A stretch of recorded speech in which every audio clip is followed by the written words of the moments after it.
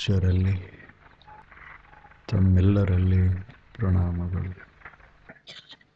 ರೂಪ ಕಾಣಿಸ್ತದ, ಬದಲಾಗ್ತದೆ.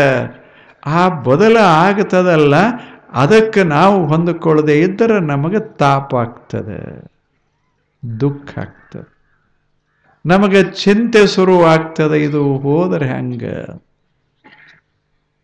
ಯಾಕೆ? ಇದು ಹಾಗೆ ಇರೋದು, ಇದಿರೋದೇ ಹಾಗೆ. ಯಾರ ಶರೀರ ಆದರೆ ಏನಾಯ್ತು, ಯಾರ ರೂಪ ಆದರೆ ಏನಾಯ್ತು?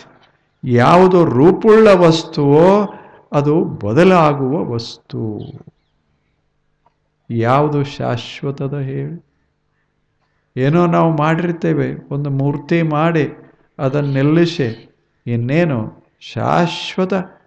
ಎಷ್ಟು ಜನ ಮೂರ್ತಿ ಮಾಡಿ ನಿಲ್ಲಿಸಿಲ್ಲೇನು? ರಸ್ತಾದಾಗ ನಿಲ್ಲಿಸ್ಯಾರ ಹೇಳಿ. ಆ ರಸ್ತಾದಾಗ ನಿಲ್ಲಿಸಿದವ್ರ ಮೂರ್ತಿಯನ್ನು ಖಾಯಂ ಇರ್ತಾವೇನು? ಖಾಯಂ ಇರ್ತಾವ? ಸ್ವಲ್ಪ ದಿವಸ ಇರ್ತಾವ, ಆ ಬಳಿಕ ಸಾವಕಾಶ ಅವು ಬೀಳ್ತಾವ. ಬಿದ್ದ ಬಳಿಕ ಠರಾವ ಪಾಸ್ ಮಾಡ್ತಾರೆ, ಇಲ್ಲಿ ಮತ್ತೆ ಯಾರ್ದ ಕೂಡಿಸೋದು? ಎಲ್ಲವೂ ಬೀಳಾಕ ಮಜಾ ಇರ್ತದ ಜೀವನದು. ನಮಗೆ ಒಂಥರ ಇದರ ಕೂಡ ಕೂಡ್ದೇವಿ ಅಂದ್ರೆ ಚಿಂತೆ ಇರೋದೇ. ಇದ ನಾವಂತ ಭಾವಿಸಿದರೆ ಅದು ಬದಲಾಗ್ತಾ ಇರೋದರಿಂದ ತಾಪ ಆಗೋದೇ. ಹೇಳಿ, ಈಗ ಮೊದಲ ನೀವು ಲಗ್ನ ಆಗಿರಿ, ಆವಾಗ ಲಗ್ನ ಆಗಿರಿ, ಈಗ ನೋಡಿ ಲಗ್ನ ಆಗಂದ್ರೆ 80 ಆಗ್ಯಾವ, ಇಬ್ಬರಿಗೆ 80, ಇನ್ನೇನು ಲಗ್ನ ಆಗೋದು? ಈ ವಯಸ್ಸಿನಾಗ ಆಗಂದಿದ್ರೆ ಅವ ಕಣ್ಣಾಗ ಸರಿಯಾಗಿ ಕಾಣಂಗಿಲ್ಲ, ಕಿವಿ ಸರಿಯಾಗಿ ಕೇಳಂಗಿಲ್ಲ, ಇಂಥದ್ರಾಗ ಇನ್ಯಾರು? ಅದು ಹೋಯ್ತು ಶರೀರ, ಮೈ ಶಕ್ತಿ ಹೋಯ್ತು, ಮಾಡ್ತೇನೆ ಅನ್ನುವ ಹುರುಪ ಹೋಯ್ತು, ಎಲ್ಲ ಮರೆಯಾಗಿ ಹೋಗ್ತದೆ. ಮನುಷ್ಯನೇ ಇದ ನೀನು ಅಲ್ಲ. ಯಾವುದು ಸೂಕ್ಷ್ಮ ಅದ, ಬರೇ ಸೂಕ್ಷ್ಮ ಅಲ್ಲ, ಅತ್ಯಂತ ಸೂಕ್ಷ್ಮ ಅದ ಅಂಥ ವಸ್ತು ಅದು ಆತ್ಮ, ಅದು ದೇವರು, ಅದು ನೀನು ಅಂತ ಭಾವಿಸಿದರೆ ಮನುಷ್ಯ ನಿಶ್ಚಿಂತ. ಯಾಕೆ? ಅದು ಬದಲಾಗದಿಲ್ಲ. ಅದು ರೂಪ ಇದ್ರಲ್ಲ ಕೆಡೋದು. ರೂಪ ಇಲ್ಲದ ಬಳಿಕ ಕೆಡೋ ಪ್ರಶ್ನೆ ಎಲ್ಲದ? ಕಟ್ಟಿಗೆ ನಾವು ಕಡಿಬಹುದು, ಗಿಡ ಕಡಿಬಹುದು, ಪ್ರಾಣ ಶಕ್ತಿಯನ್ನು ಕಡಿಯಕ್ಕಾಗ್ತದೆ ಹೇಳಿ? ಎಲ್ಲವನ್ನ ಮಾಡಬಹುದು, ಅದನ್ನೇನರ ನಾಶ ಮಾಡೋಕ್ಕಾಗ್ತದೆ? ಹೂವು ತುಳಿದು ಬಿಡಬಹುದು, ಆದರೆ ಹೂವಿನೊಳಗಿರುವ ಶಕ್ತಿಯನ್ನು ತುಳಿಯಕ್ಕಾಗ್ತದೆ?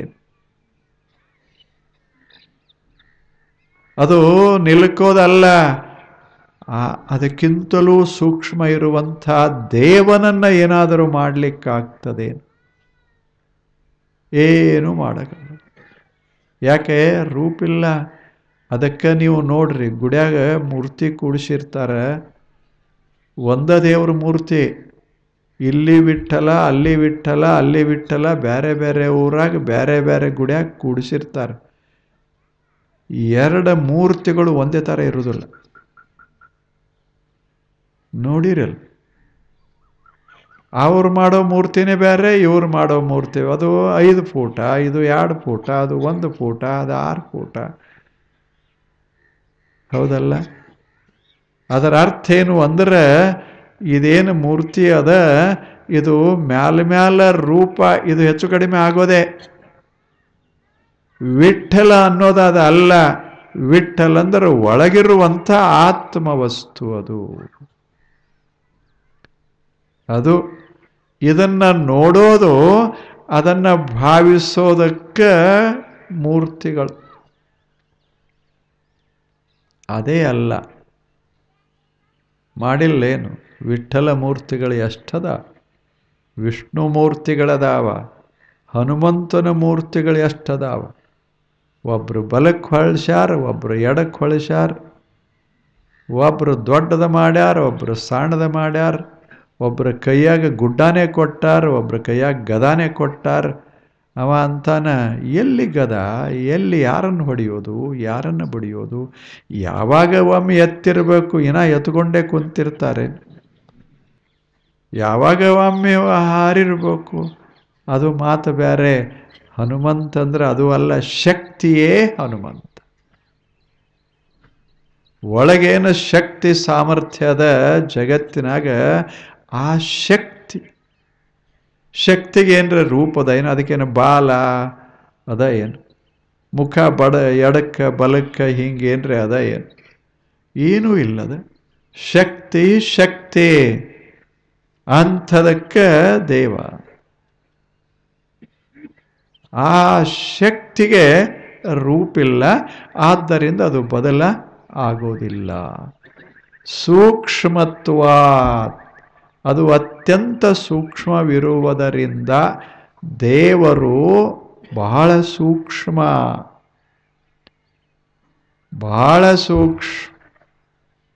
ನಾವೇನು ತಿಳ್ಕೊಂಡೇವಿ ಅದು ಸ್ಥೂಲ, ಅದು ಹೊರಗಿಂದ ಯಾವಾಗಲೂ ಕಾಯಂ ಅಲ್ಲ. ಈಗ ಒಳಗ ಶಕ್ತಿ ಅದಲ್ಲ, ಅದು ಕೈಯಂಗಿಲ್ಲ, ಕಾಲಿನಂಗಿಲ್ಲ. ಶಕ್ತಿಯೇ.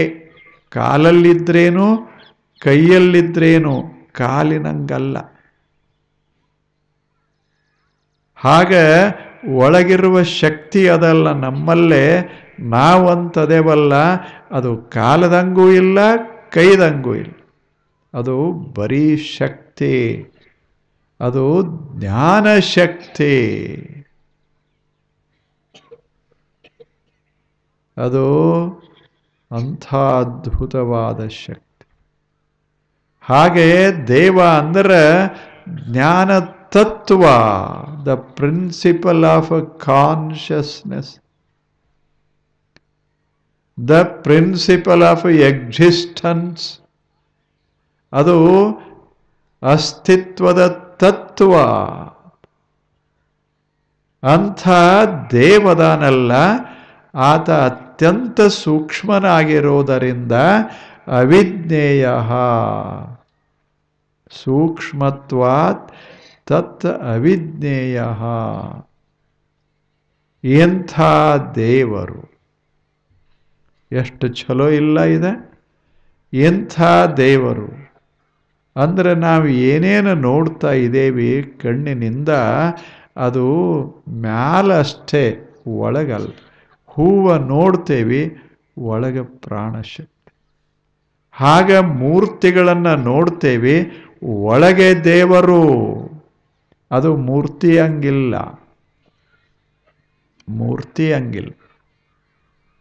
ಮೂರ್ತಿ ದೊಡ್ಡದು ಸಣ್ಣದು ಅಳತೆಗೆ ನಿಲುಕ್ತದೆ, ಅದು ಇಲ್ಲ. ಅದನ್ನು ತೂಗಾಕ ಬರೋದಿಲ್ಲ, ಅದನ್ನು ಅಳತೆ ಮಾಡಕ್ಕೆ ಬರೋದಿಲ್ಲ. It is ಇಮ್ಮೇಜರೇಬಲ್.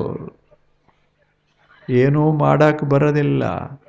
ಅಂಥ ವಸ್ತು ಅದು ನಮ್ಮದೂ ಅಲ್ಲ, ಅವರದೂ ಅಲ್ಲ, ಯಾರ್ದೂ ಅಲ್ಲ ದೇವರು.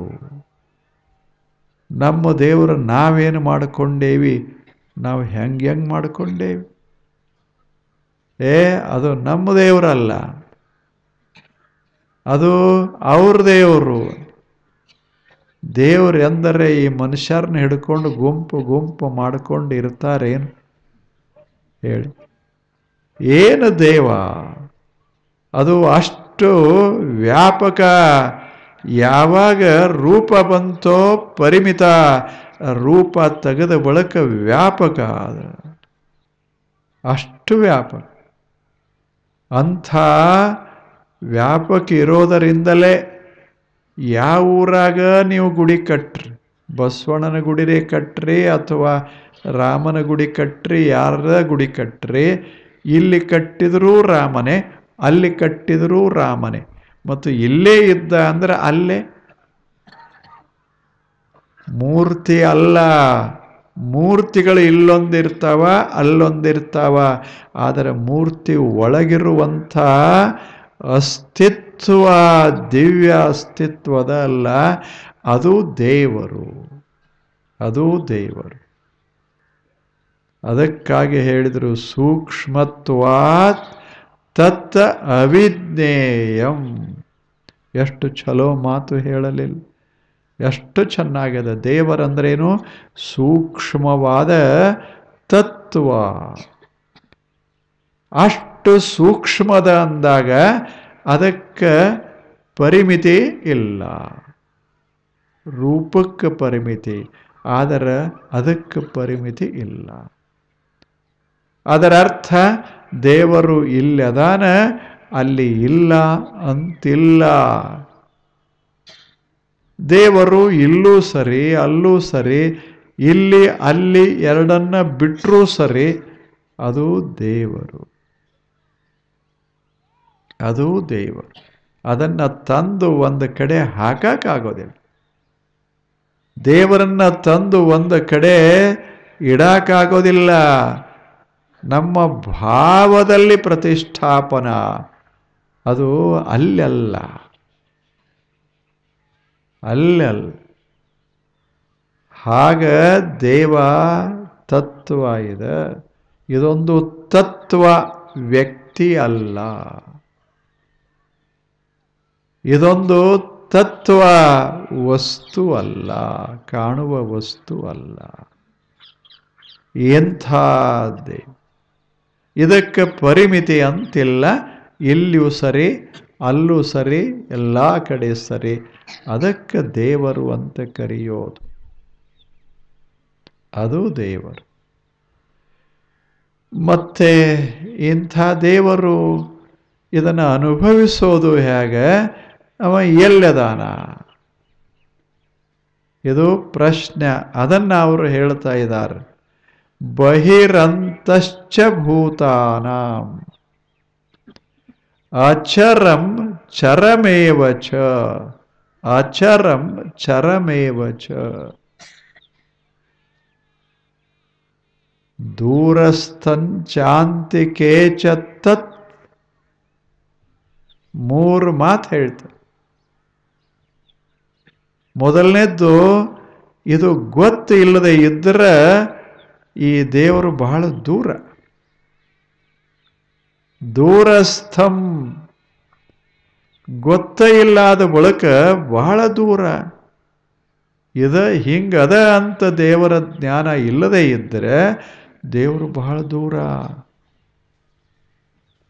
ಅಲ್ಲಿಂದ ದೂರದ ದೇವರಿಗೆ ನಾವು ಹೋಗೋದು. ದೇವರೇನಪ್ಪ ಬಹಳ ದೂರದ, ಜನ್ಮದಾಗ ಒಮ್ಮೆರೆ ಅಲ್ಲಿ ಹೋಗಿ ದೇವರನ್ನು ನೋಡಿ ಬರೋಣ ಅನಿಸ್ತದ. ಒಂದು ಸಲ ಈಗ ಒಬ್ಬ ಮನುಷ್ಯ, ಆತನಿಗೆ ದೇವರನ್ನ ಕಾಣಬೇಕು ಅಂತ ಇಚ್ಛೆ. ಆತ ಹೊರಟ, ನೋಡಬೇಕು ಅಂತ. ನೋಡಬೇಕು, ಜೀವನದಾಗ ಒಮ್ಮೆರೆ ದೇವರನ್ನ ಕಾಣಬೇಕಲ್ಲ, ಬದುಕಿರೋದೆ ಅದಕ್ಕೆ ಅಂತ ಭಾವಿಸಿ ಹೊರಟ. ಅವನು ದೊಡ್ಡ ಮನಸ್ಸು, ಕಾಣಬೇಕು. ನಾವು ಏನೋ ಕಾಣಬೇಕಂತ ಹೊರಡ್ತೇವೆ, ಅವ ದೇವನನ್ನು ಕಾಣಬೇಕಂತ ಹೊರಟಿದ್ದ. ಅದು ಎಷ್ಟು ವಿಸ್ತಾರ, ವಿಶೇಷ. ನಾವು ಹೋಗುವುದಲ್ಲೇನು ಮುಂಬೈ ನೋಡಬೇಕು ಅಂತ ಹೋಗ್ತೇವೆ, ದಿಲ್ಲಿ ನೋಡಬೇಕಂತ ಹೋಗ್ತೇವೆ. ಅವ ಮುಂಬೈ ದಿಲ್ಲಿ ನೋಡಕ್ಕೆ ಹೋಗಲಿಲ್ಲ. ಏನಿದು ಎಲ್ಲ? ಇಷ್ಟೆಲ್ಲ ವಿಶಾಲವಾದ ವಿಶ್ವದ ಹಿಂದೆ ದೇವರದಾನ ಅಂತ ಹೇಳ್ತಾರೆ. ನಾನು ಒಂದಿಷ್ಟು ಕಾಣಬೇಕಲ್ಲ ಅಂತ ಹೊರಟ. ಇಡೀ ಜಗತ್ತನ್ನೆಲ್ಲ ತಿರುಗಾಡಿ, ಜಗತ್ತು ಕಂಡಿತು, ಆದರೆ ದೇವರ ಕಾಣಲಿಲ್ಲ. ಹಾಗೇ ಹೋಗಿ ಹೋಗಿ ಒಂದು ದೊಡ್ಡ ಬೆಟ್ಟ ಏರ್ದ. ಅಲ್ಲಿ ಹೋಗಿ ಹಿಂಗೆ ಒಂದು ಗಿಡದ ಕೆಳಗೆ ಕೂತ. ಅವಾಗ ನಿಟ್ಟುಸಿರ ಬಿಟ್ಟ. ನನಗೆ ಇಷ್ಟು ವರ್ಷ ಹುಡುಕಾಡ್ತಾ ಇದ್ದೇನೆ, ನನಗೆ ಕಾಣಲಿಲ್ಲ. I did not find him. ಎಲ್ಲೂ ಕಾಣಲಿಲ್ಲ. ಅಷ್ಟರಲ್ಲೇ ಒಂದು ಗಿಡ, ಆ ಗಿಡ ಇತ್ತಲ್ಲ, ಗಿಡದ ಮ್ಯಾಗ ಒಂದು ಪಕ್ಷಿ ಇತ್ತು. ಒಂದು ಸಣ್ಣ ಪಕ್ಷಿ ಬಂದಲ್ಲಿ ಕೂತಿತ್ತು. ಅದಕ್ಕೆ ಈ ಮನುಷ್ಯ, ಅದು ಇದನ್ನು ಮನುಷ್ಯ ನೋಡ್ತು. ಮುಖದ ಮೇಲೆ ಖಿನ್ನತಾ ಇತ್ತು. ಅದು ನೋಡ್ತು. ಕೆಳಗೆ ಅವನ ಎದುರಿಗೆ ಬಂದು ದೂರ ಕೂತು ಕೇಳ್ತು, ಯಾಕೋ ನಿನ್ನ ಮುಖ ಬಹಳ ಖಿನ್ನದ ಅಲ್ಲ, ಯಾಕೆ? ಯಾವುದು ಕೇಳ್ತು? ಹಕ್ಕಿ. ಅವಾಗ ಇವ ಹೇಳ್ದ, ನಿನಗೇನು ಗೊತ್ತಾಗ್ತದೆ, ನೀನು ಹಕ್ಕಿ. ನಾನು ದೇವರನ್ನ ನೋಡಬೇಕು ಅಂತ ತಿರುಗಾಡ್ತಾ ಇಷ್ಟು ವರ್ಷಗಳೇ ಹೋದವು, ಸಿಗಲೇ ಇಲ್ಲ. ಅದು ನೋವಾಗ್ಯದ, ಅದಕ್ಕೆ ಮುಖದ ಮೇಲೆ ಹಂಗಾಗ್ಯದ, ಖಿನ್ನತ ಅದ. ಅವಾಗ ಹಕ್ಕಿ ಹೇಳ್ತು, ಇಷ್ಟ ಏನು ಅಂತ, ಇದೇನು ದೊಡ್ಡ ಮಾತು ಅಂತ. ಎಷ್ಟು ಮಜಾ ಅದ, ಇದೇನು ದೊಡ್ಡ ಮಾತು. ನೀನು ಎಲ್ಲಿ ತನಕ ಹುಡುಕಾಡ್ತಾ ಹೋಗ್ತೀಯಲ್ಲ, ಅಲ್ಲಿ ತನಕ ಅದು ಸಿಗೋದಿಲ್ಲ. As long as you are in search of truth, you won't find it. ಎಲ್ಲಿ ತನಕ ಇದು ಹುಡುಕಾಡಬೇಕು, ದೂರ ಹೋಗಿ ನೋಡಬೇಕು ಅಂತ ಹೊರಡ್ತೆ, ಅಲ್ಲಿ ತನಕ ನಿನಗೇನು ಸಿಗೋದಿಲ್ಲ. ಯಾಕೆ ಹುಡುಕಾಡ್ತಿ ಅಂದ್ರೆ ನಿನಗಾವುದು ಏನಂತ ಗೊತ್ತಿಲ್ಲ, ಅದಕ್ಕೆ ಹುಡುಕಾಡೋದು. ಅಲ್ಲಿ ಇಲ್ಲ ಅಂತ ಇಲ್ಲಿಗೆ ಬರೋದು, ಇಲ್ಲಿ ಇಲ್ಲ ಅಂತ ಅಲ್ಲಿಗೆ ಹೋಗೋದು, ಇಲ್ಲಿದ್ದಾಗ ಅಲ್ಲದ ಅನ್ನೋದು, ಅಲ್ಲಿಗೆ ಹೋದ ಬಳಿಕ ಇಲ್ಲಿಲ್ಲ ಅಂತ ಮತ್ತೊಂದು ಕಡೆ ಹೋಗೋದು. ನೀನು ತಿರುಗಾಡಿದ್ದು ಎದಕ್ಕೆ ಅಂದ್ರೆ ಇಲ್ಲಿ ಇಲ್ಲ ಅಂತ ಹೇಳಕ್ಕಷ್ಟೇ. ಪಕ್ಷಿ ಎಷ್ಟು ಜಾಣದ. ಮನುಷ್ಯನೇ ಒಮ್ಮೊಮ್ಮೆ ನಿಮ್ಮಂಥ ಬುದ್ಧಿವಂತರು ಸಹಿತ ಹಿಂಗೆ ಆಗ್ತಾರೆ. ಏನು ಮಾಡೋದು, ಆಗ್ತಾರೆ. ಮತ್ತು ಏನು ಒಂದ ಅವಾಗ ಹಕ್ಕಿ ಹೇಳ್ತು, ಏನಿಲ್ಲ, ಅದನ್ನು ತಿಳ್ಕೋಬೇಕೇ ವಿನಃ ಹುಡುಕಾಡಬಾರದು. ಈಗ ನಾ ಅದೇನಲ್ಲ, ನಾನು ಈ ಬೆಟ್ಟದ ಮೇಲೆ ಬಂದೇನೆ, ಹುಡುಕ್ಯಾಡಕ್ಕಲ್ಲ. ಬೆಟ್ಟದ ಮೇಲೆ ಬಂದು ಆಕಾಶವನ್ನು ನೋಡಬೇಕಂತಲ್ಲ. ನಾ ಎಲ್ಲಿ ಕೂತಿದ್ದೆ ಅಲ್ಲೇ ಆಕಾಶ ಕಾಣಿಸ್ತದ. ಎಲ್ಲಿ ಹಾರ್ತೇನೆ ಆಕಾಶದೊಳಗೆ ಹಾರ್ತೇನೆ, ಬೆಟ್ಟದ ಮೇಲೆ ಕುಂತಾಗಲೂ ಆಕಾಶದಾಗ ಇರ್ತೇನೆ. ಇದು ಗೊತ್ತು ಮಾಡಿಕೊಂಡೆ, ಅದಕ್ಕೆ ನಿನಗೆ ಭೇಟಿಯಾಗಿ ಹೇಳಬೇಕಂತ ಬಂದೆ ಅಂತ. ನನ್ನ ಮಟ್ಟಿಗೆ ಆಕಾಶವೇ ದೇವರು, ಬಹಳ ಸೂಕ್ಷ್ಮ. ಯಾಕೆ? ನಾ ಹಾರಬೇಕಾದ್ರೆ ಅದು ಇರಬೇಕಾಗ್ತದೆ. ನಾನು ಆನಂದವಾಗಿರಬೇಕಾದ್ರೆ ಬಯಲ ಇರಬೇಕಾಗ್ತದೆ. ನನ್ನ ಮಟ್ಟಿಗೆ ಅದು ದೇವರು. ನಾನು ಎಲ್ಲಿದ್ದೆ ಅಲ್ಲಿಯೂ ಬಯಲ, ಎಲ್ಲಿ ಹಾರ್ತೇನೆ ಅಲ್ಲಿಯೂ ಬಯಲ, ಎಲ್ಲಿ ಕೂಡ್ತೇನೆ ಅಲ್ಲಿಯೂ ಬಯಲ. ಈ ಬೆಟ್ಟಕ್ಕೆ ಬಂದ ಬಳಿಕ ಬಯಲಲ್ಲ, ಇರುವಲ್ಲಿಯೇ ಬಯಲು. ಹಾಗ ಮನುಷ್ಯನೇ, ನೀನು ಎಲ್ಲಿ ಅದೀಯಲ್ಲ ಅಲ್ಲೇ ಇರ್ತದ. ಯಾಕೆಂದ್ರೆ ಅದನ್ನು ಬಿಟ್ಟು ನೀನು ಇರಲಿಕ್ಕಾಗೋದಿಲ್ಲ. ನಾನು ಬಯಲು ಬಿಟ್ಟಿರೋಕ್ಕಾಗೋದಿಲ್ಲ, ಆಕಾಶ ಬಿಟ್ಟಿರೋಕ್ಕಾಗೋದಿಲ್ಲ. ಕೆಳಗೆ ಹೋದರೂ ಆಕಾಶ, ಮ್ಯಾಲೆ ಹೋದರೂ ಆಕಾಶ, ನಾನು ಇರೋದೇ ಆಕಾಶದಾಗ. ಹಾಗ ನಾವೆಲ್ಲ ಬದುಕೋದೇ ದೇವ ವಿಸ್ತಾರದೊಳಗೆ. ನೀ ಅದನ್ನು ಬಿಟ್ಟಿರೋಕ್ಕಾಗೋದಿಲ್ಲ. ಇದನ್ನು ತಿಳ್ಕೋ. ನೀನು ಹುಡುಕ್ಯಾಡೋದು ನಿಲ್ತದೆ. ಅವಾಗ ನಿನಗೆ ಜ್ಞಾನ ಆಗ್ತದೆ, ದರ್ಶನ ಆಗ್ತದೆ. ಒಂದು ಹಕ್ಕಿ ಆ ಮನುಷ್ಯನಿಗೆ ಬೋಧ ಮಾಡುತ್ತೋ. ನೀವು ಮನುಷ್ಯರು ಯಾರ ಮಾತು ಕೇಳೋರಲ್ಲ, ನೀವ ಶಾಣ್ಯಾರಂತೂ ಹೊಂಟಿರಷ್ಟೇ. ನೀವ ಶಾಣ್ಯಾರ. ಅದಕ್ಕೆ ನೀವು ಜಗತ್ತಿನಾದ್ಯಂತ ಮನೆಗೆ ಅಲ್ಲಲ್ಲೇ ಮೂಲೆ ಮೂಲೆಗಳಲ್ಲೆಲ್ಲ ಗುಡಿ ಕಟ್ಟಿದ್ರಿ, ದೇವನನ್ನು ನಿಮಗೆ ಕಾಣಿಸಲಿಲ್ಲ. ನಾವು ಗುಡಿ ಕಟ್ಟಿಲ್ಲ, ಆದರೆ ನಮಗೆ ಎಲ್ಲ ಕಡೆ ಅದೇ ಇರೋದು, ಆಕಾಶವೇ ಆಕಾಶ. ಅದಕ್ಕೆ ನಾವು ಕಟ್ಟಿಲ್ಲ. ನೀವು ಕಟ್ಟಿದವ್ರಿಗೆ ಕಂಡಿಲ್ಲ, ಕಂಡವರು ಕಟ್ಟಿಲ್ಲ ಅಷ್ಟೆ. ಕಂಡವರು ಕಟ್ಟಿಲ್ಲ. ಎಷ್ಟತ್ತು ಕಟ್ಟೋದು? ಎಲ್ಲ ಕಡೆ ಇರೋದೇ ಅದೇ ಆದ ಬಳಿಕ ಕಟ್ಟೋದೇನು ಹೇಳಿ? ಅದು ಪಕ್ಷಿ. ಎಷ್ಟು ಚಲೋ ಇಲ್ಲ ಇದು ಪಕ್ಷಿ. ಇದೇ ಪಕ್ಷಿ ಮತ್ತು ನಾಳಿಲ್ದ ನಾಡ್ದ ಬರ್ತದೆ. ಇನ್ನ ಹೇಳಬೇಕಾಗ್ಯದ ಅದು.